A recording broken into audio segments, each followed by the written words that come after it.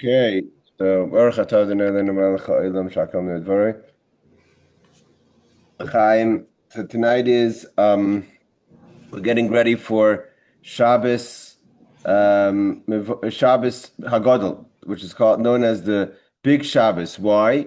Because this is the Shabbos that a great miracle happened, Shabbos Hagadol, which is known as the miracle of L'Maka Mitzrayim B'Vchereihem, when Hashem struck the firstborn and of Egypt, and that was the final plague. So before that, God told Moshe to tell the Jewish people that they have to, it's getting ready for Pesach, that they have to take a sheep, which was the deity, the idol of Egypt, and to sacrifice it on the 14th and get ready to leave on the 15th. And they have to take it from the 10th. They take the Paschal lamb and put it next to their space in their bed, and wait for those few days on the 10th, 11th, 12th, 13th, and the 14th, 5 days, and then they slaughter it. And the Egyptians already were very wary of everything that was going on by the Jewish people. Why? Because the Jewish people there was already 9 plagues, and they knew the Jewish people wanted to leave. Slavery, the intensity of the slavery was over. There was no more slaves. It was just they were not allowed to leave Egypt, but at the same time they weren't being treated as slaves because of all the plagues and what was happening in Egypt. So they see that the Jewish people are tying the lamb to the bed, and they're saying, "What's going on?" So they said, "Well, God said to do the Paschal lamb. There's going to be one last plague, which is the death of the firstborn, and then we're going to leave Egypt.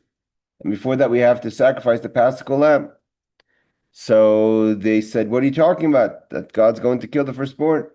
So the firstborn all gathered together and went to Pharaoh and said, "Let the Jews go. Let the Israelites go. This is crazy. We're all going to die. The last plague is the killing of the firstborn. We're all going to die." And Pharaoh said, "No, I'm not letting the firstborn go," even though he himself was a Bechor. He was a firstborn. So there started a war, an internal war in Egypt. The firstborn fought against their own. They were saying this is crazy. They were saying this is crazy. That the Jewish people, everything Moshe said, Moshe had a good track record by then. Moshe never said anything that didn't happen. So when he says to Paro there's going to be frogs, there was frogs. When he says to Paro there's going to be blood, there was blood. When he says there's going to be lice, wild animals, boils, etc., hail, fire, and water, it happened. So when the Jewish people are hearing, and the Egyptians are hearing from the Israelites, that there's going to be the death of the firstborn, and then the Jewish people are going to leave after the 10th plague, they go, "This is crazy already. Let the Jews out. Let them out. Stop this. Egypt's going to be destroyed. Doesn't make sense. There's no logic here." So that was the miracle of Maka Mitzrayim V'Vchereihem, and therefore on the Shabbos Hagadol is a great Shabbos. Now the thing is like this: what day did that happen? That happened on the 10th. This year, it says when we leave just as we left Egypt, we're going to leave the Geula Shlema. We're going to leave this Galus that we're in now, and actually it fits in the schedule of things too, because the year we left Mitzrayim, also the Yud Nisan, which is the 10th of Nisan, was Shabbos Hagadol. That was the Shabbos of the death, of the fighting, of the rebellion of the firstborn. And on 10th was on Shabbos, and then the 11th, 12th, 13th, 14th was on Wednesday. They slaughtered the first Paschal lamb, and on Thursday, middle of the day, they left Egypt. So it's just like this year, where Wednesday night, Thursday is going to be Pesach. The thing is like this: why don't we celebrate this miracle always on the 10th? In Judaism, we never celebrate by the week, besides for Shabbos, of course. But Shabbos is a week day, meaning to say that of the week, the 7th day of every week is Shabbos. But an event that happened on a holiday, we celebrate it on the day of the holiday. And Chanukah is on the 25th of Kislev, and Pesach is on the 15th of Nisan, and Shavuos is always on the 6th. Shavuos actually is 50 days from Yetzias Mitzrayim, but again, it's 50 days from Yetzias Mitzrayim. But today it's already always on the 6th of Sivan, and Rosh Hashanah is always the first of the month, so this is etc. Why don't we celebrate the Shabbos Hagadol on every 10th of Nisan? Because that's when the miracle happened. So it's answered, the Alter Rebbe brings it down to Shulchan Aruch, and the answer is because something happened on the 10th of Nisan also. The death of the great prophetess Miriam, Moshe's older sister Miriam. She passes away on the 10th of Nisan. Because of that, some people fast, so it's not a day that we want to actually have, that the day itself should be a holiday. So we always celebrate Shabbos Hagadol as it fell out in the week, which was the Shabbos before Pesach. But this year we get to celebrate it both on the day and the day of the week, both on the 10th, because if the 10th falls out on Shabbos, then of course we don't fast.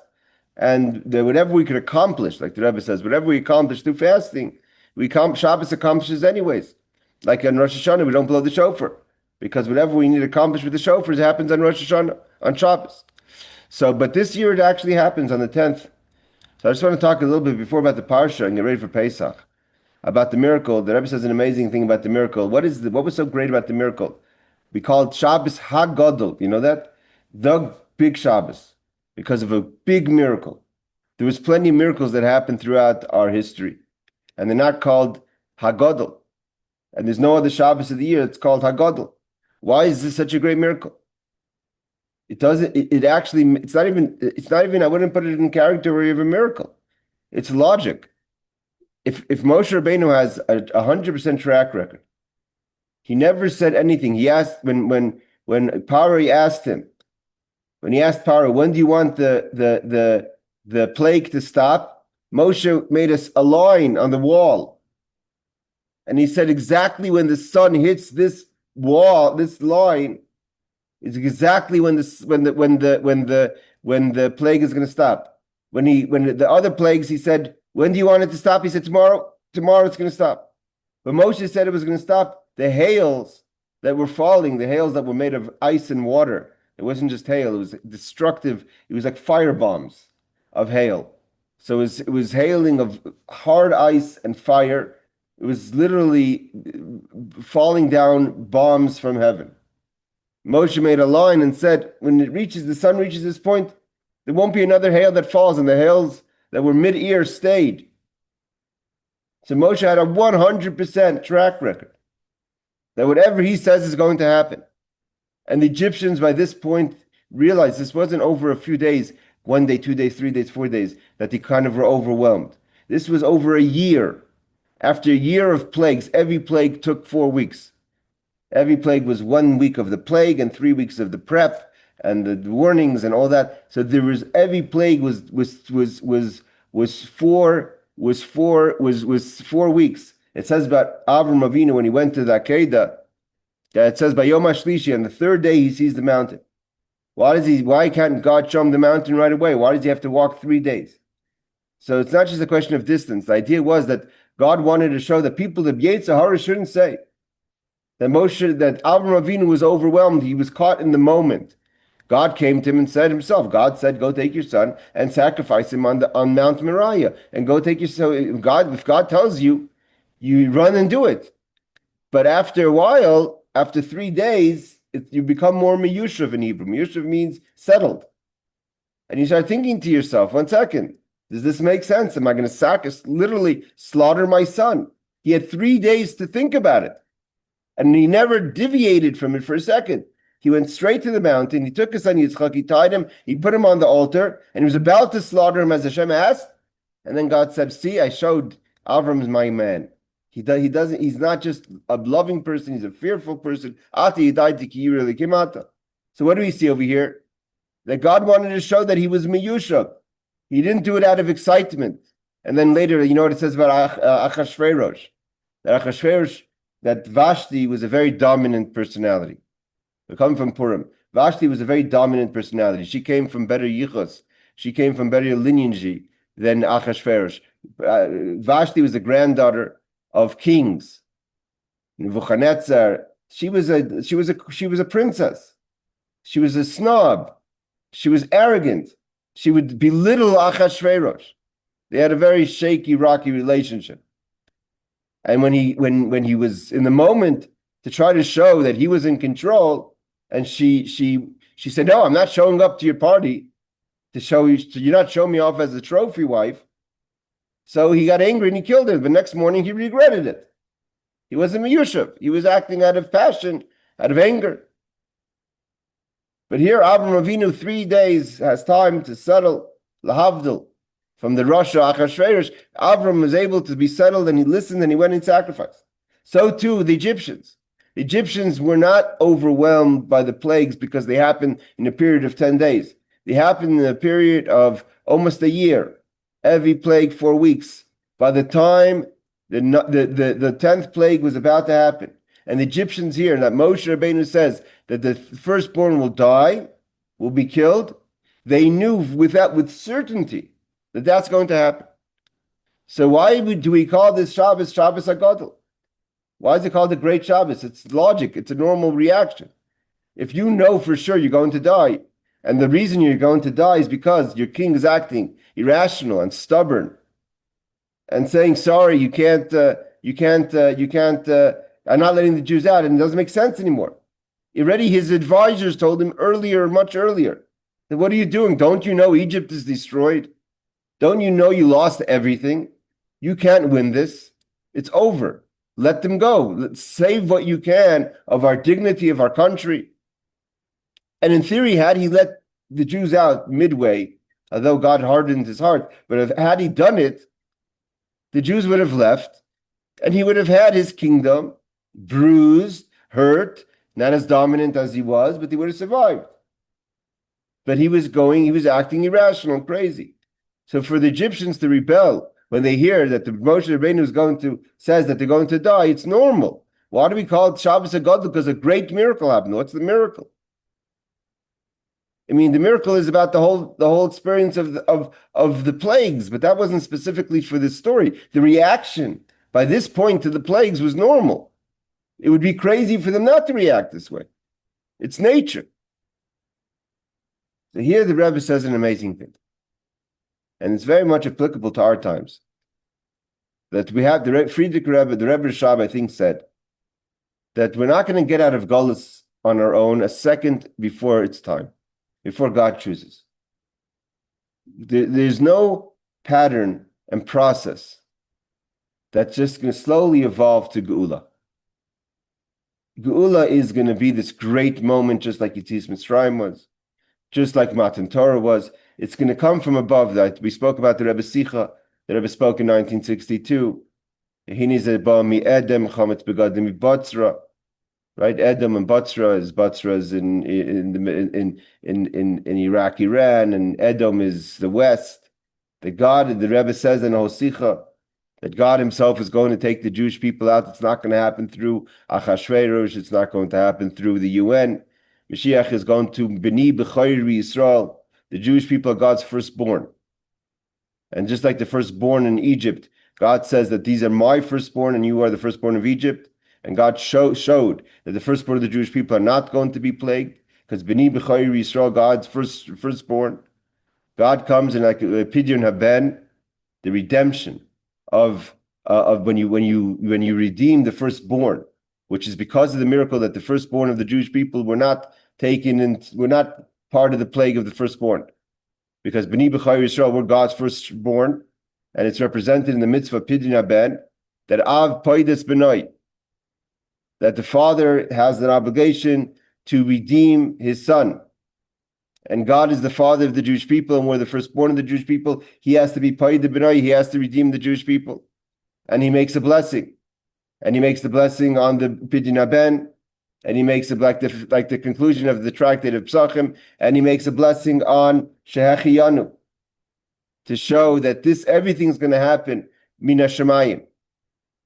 So we have to know that everything that's going on, this is all the world shaking. But the Geulah itself is going to come, the redemption comes from God. And so too what happened in Egypt. With everything that was going on, there was 9 plagues. The Jews weren't even being officially treated as slaves anymore. It was over. Egypt was chaos. There was no more. Again, Egypt was because of Yosef. Because of Yosef, Egypt became the most organized, systematic country of its time. and most probably for all times. Yosef was the super organizer. He was organized. He had everything worked out. They benefited from Yosef's structure of government for all the years. He set the structure. He wrote the Constitution of Egypt. And the Jewish people everything was collapsed. That whole system collapsed in the year of the plagues. But nevertheless, the Jewish people couldn't leave. Paro was still strong. The Jewish people could not leave. It wasn't like they were hanging out in Egypt waiting for it to leave. They couldn't leave. God gave Paro the strength, and that's why Moshe, even after 6 plagues, by the 7th plague, when God said, Bayal Paro, Moshe was still intimidated by Paro. Because God gave Paro a koach, a strength that he didn't take away from him yet. He was getting bruised and banged up, but Paro was still Paro. He was still in control. And the Jewish people couldn't leave yet. And here comes the firstborn. And this is the great miracle. The great miracle is the firstborn come and they say, what is it? This is crazy. They were fighting against that. They were saying that the idea that Paroi, the Teva, the nature of Paroi has the strength over the Jewish people. They were saying this is crazy. They were fighting against the system of Hashem. They were fighting against the power that God gave Paroi. They were saying this doesn't make sense. We can't continue like this. That was the great miracle. The great miracle was that Teva, that the nature itself rebelled against the supernatural, which was giving koach to the strength to Paroi, to Tumah, to impurity. The miracle is how that against what God almost would say decided, there was an inner rebellion of the people. They were not subscribing to Paro's strength anymore. It'd be as if the Iranian people would do what everyone expects them to do, which would be, this is crazy. These people are holding us hostage. We're a great country. We could be free. We could have, everyone could serve in the religion they want in freedom, without force, that would be the logical thing. There's a fear here, but there's a breaking point when the firstborn say this is crazy. And that's the miracle of Shabbos Hagadol. There's another great thing that happened on Yud Nisan. Yud Nisan is the day, and we spoke about this in years past, the day the Jewish people entered the land. The Jewish people entered the land by the Rosh HaKovshim, the head of the conquerors, which was Joshua, Yeshua, the successor to Moshe. Moshe's faithful student who took over from Moshe and entered the land. The day the Jewish people entered the land was Yud Nisan. When they entered the land, and we spoke many years, wondering why is it not a holiday? Why don't we celebrate the holiday when the Jewish people enter Eretz Yisrael? It's an unmarked day. That if you asked a regular person on the street, what day did the Jewish people enter the land? I'm not certain how many people are familiar with the date. That Yud Nisan is the date the Jewish people entered. It's not a marked date. It's not celebrated in any way. If you ask anyone what happened on the 10th of Nisan, they'll say more people know that Miriam passed away. And even more people know that's the day of Makas Bechoros.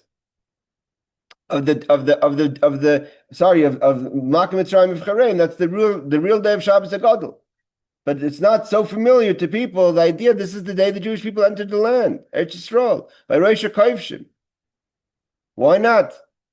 So we never had a clear answer why not, but the Torah, the whole point, Moshe, this is the day where everything, the full circle of everything comes to form. The first time we meet the beginning of the Jewish people is our father Avraham. And our father Avraham is telling Lech Lecha, leave, continue going out of the way from where you're going. You were leaving from Orkazdim and you went to Aharon. Continue towards Eretz Canaan. This is the land for you and your descendants. This is the land where I'm going to build a nation out of you.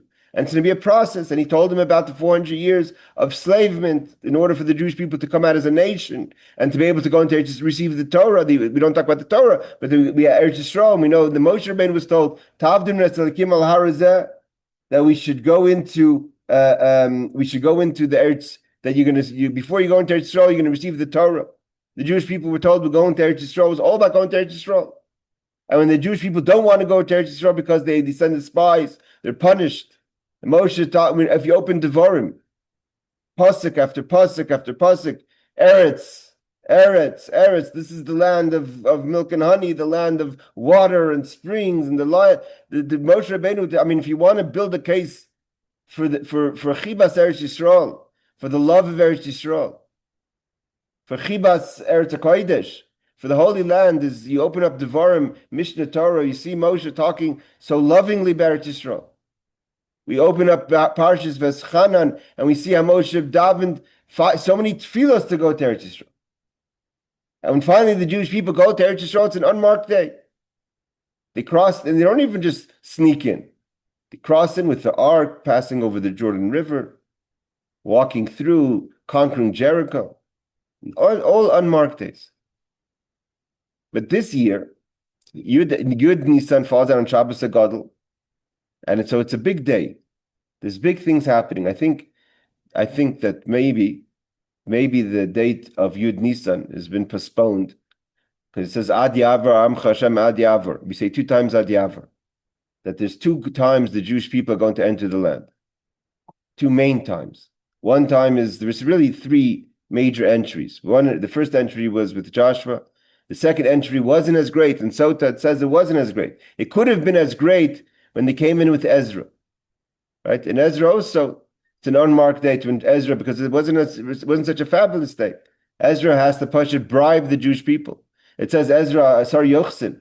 Ezra had to find the people that had nowhere else to live. So they were misfits. Ezra found all the misfits and said, "Listen, we have a mission. We're going to return to the land. We're making Aliyah. You have a second chance. You didn't fit into society of Bavel. Come with me." So the Sar Yuchsin, the Gemara tells us that Ezra found the people that had nowhere else to live. So they came with Ezra and they went to Eretz Yisrael. This is so. But the Gemara in Saita says it could have been greater. The Jewish people didn't come. They didn't want to leave. The Jewish people of Yemen didn't want to leave, and of other places. So comes, but the next Ad Yavar, the next time the Jewish people enter the land, is going to be with Mashiach Tzidkenu. We're not talking about Baruch Hashem people living in Eretz Yisrael now. We're talking about entering the land and building the Beis Hamikdash, like Ezra built the Beis Hamikdash, and having the Melech HaMashiach, the King Mashiach rule. That's going to be with Mashiach. So it could be that we don't celebrate Yud Nisan. This is Mamish talking from no source or proof to say what I'm saying, but it's just a feeling that could be that Yud Nisan we're going to celebrate with the coming of Mashiach. So it's a date that's still on hold.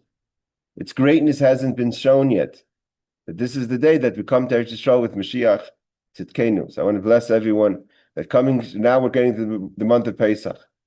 The focus that we have to have is, like the Rebbe said once, that when it talks about all the noise in the world, it says Lamarag Shugoyim, Lumim Yegu and Izrik. The Rebbe says that the nations are going to be rumbling, and all this balagan, yes, no, this, that, fighting, this agenda, that agenda, oil, straits of Hermes, all these things is Lamarag Shugoyim Lumim it's Rik. The Rebbe says. The quotes the Pasuk and Tillah. What bothered David HaMelech? Ma Rabu Tsarai. What does he say? Sarah says he has no nachas from his children. That Avshalom rebelled and Adonijah rebelled. That's what bothered. The Gemara says in Brachas. That's what bothered David. David stayed focused. What's going on in his own home? Why are his children rebellion? Why are these things? What's happening in the world? Lamarag Shugayim is Rik. So we have to know also that we're getting ready for the last days before Mashiach comes. And the Nisan Asidin Legoil is we have to be Mara B'Tzari. We have to focus on finding an inner Geula, inner redemption in our own lives, in our own space. Get ready for Mashiach. The Jewish people before Yisis Mitzrayim took a lamb and put it by the bed. They got ready. Go out there, do more mitzvahs. Create a Geula Pratis.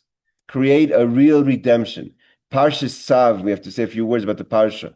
Parshat Tzav is a Parsha And then when we open the Maimarim of Parshat Tzav, it's the Parsha that talks about weddings.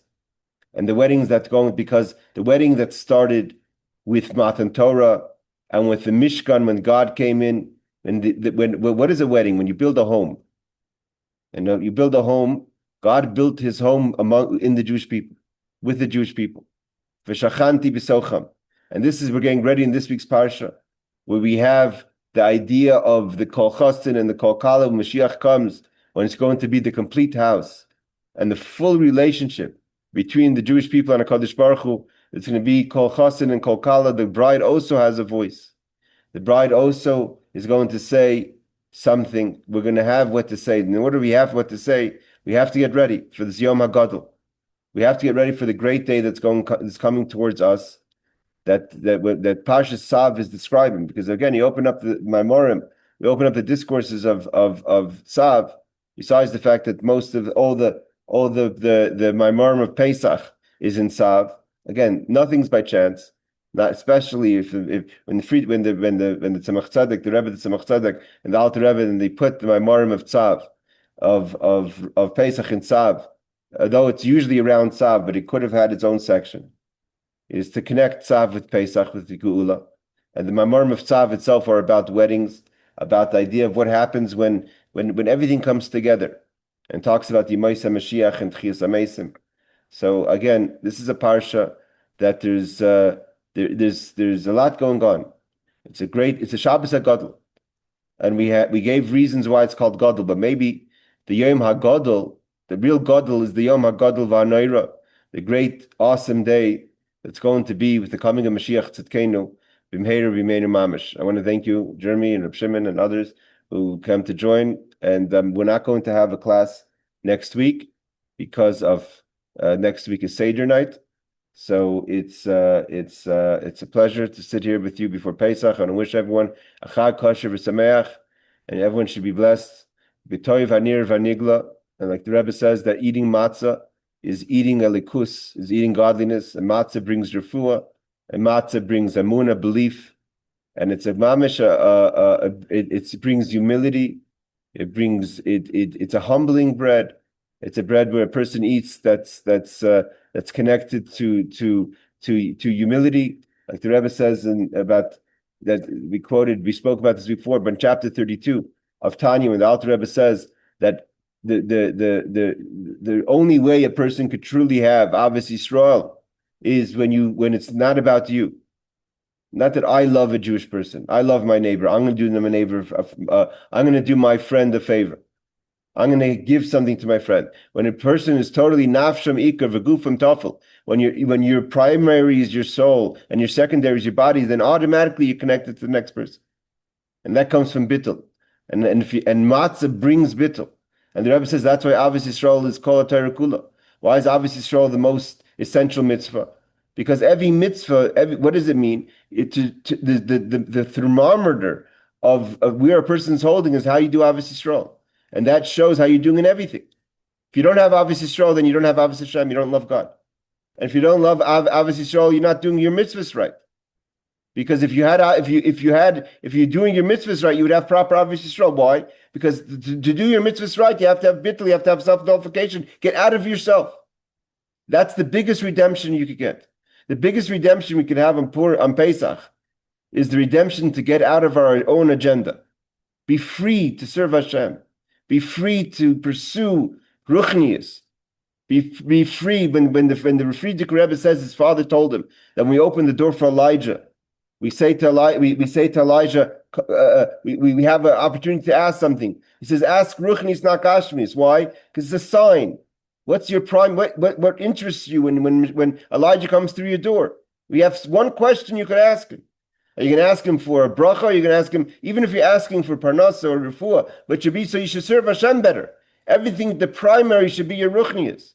Become free of all these pressures from the outside. I want to wish everyone, we should be zoichet to the Geulah Amitis Vashlema. Everyone should have a refuah shleimon. Everyone should be gesund. Arichos Yom Shem Taivis. In the Chag Kosher V'Sameach. With the matzah and the maror, we should eat here in Yerushalayim, Yer Kodesh, with the Paschal lamb on Har HaBayis. When the 2 times of the year we say L'Shana Haba B'Yerushalayim, is Pesach and Yom Kippur. Why do we say next year in Jerusalem on Pesach? Because we're hoping that by next year we could celebrate Pesach with the Paschal Lamb in the Beis HaMikdash. And the Beis HaMikdash is going to be in Har HaBayis. The Jewish people have to learn to be proud and not to contradict themselves. When we say L'shana Bab Yishlaim and then say, no, we're not talking about the temple. We are talking about the temple. Because when we say L'shana Bab Yishlaim, we mean we're going to build a temple in Jerusalem on Har HaBayis, on Temple Mount. Because when we build it based on Mikdash, it's going to happen with Mashiach. It's not about initiative. When Mashiach comes, that's what's going to happen. It has to be clear. We're going to build the base of Mikdash. And we're going to do the Paschal Lamb on Har HaBayis on Temple Mount. And we're going to eat the Pesach and the Matzah and the Maror on Temple Mount with the Korban Pesach. And that's why we say it on Yom Kippur, because when we do the Avodah in Yom Kippur, it's going to be with the base of Mikdash. And when we say 3 times a day, we mean the actual base of Mikdash and Har HaBayis. So may it be speed in our times that we should be Zaycha this year already going to Shabbos Hagadol. It should be Taka Gadol, and Yud Nisan should be like it was Kishanim Kadmonius of the year, the day that Klal Yisrael and Bnei Yisrael entered Eretz Yisrael. We should be coming into Eretz Yisrael the way it should truly be with Mashiach Tzidkenu. B'meir B'meinu. Good Shabbos, everyone. Good Yom Tov, and stay tuned to all the messages and information coming from the University District Minyan for your local Seder and Seder information. Laila Tov, take care. Good Shabbos. Thank you, sir. Good night. Bye.